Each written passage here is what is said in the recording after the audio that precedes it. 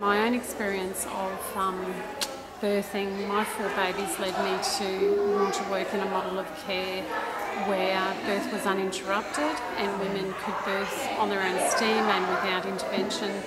I think essentially we are still fairly medicalised in Australia, and I guess that's reflected in a 1 in 3 caesarean rate. So if you come to the birth centre, you've got a 1 in 10 chance of having a caesarean. If you go to a private hospital and a private obstetrician, you've got a 1 in 2 chance. So if it's important for a woman to avoid a caesarean, you wouldn't choose a private obstetrician or a private hospital. It's when we can achieve an intervention-free birth, generally they're well placed, I think, to start that breastfeeding relationship. They're well placed as a couple. That whole springboard to parenthood, I think, is so much smoother and so much more enriching.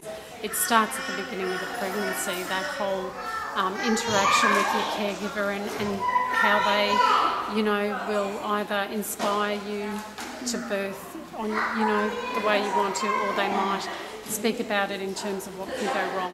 Women choosing home birth, for instance, that's always a midwifery model of care, because that's the only way you can birth, with a caregiver in Australia is with a private midwife. That's less than 1% of the birthing population.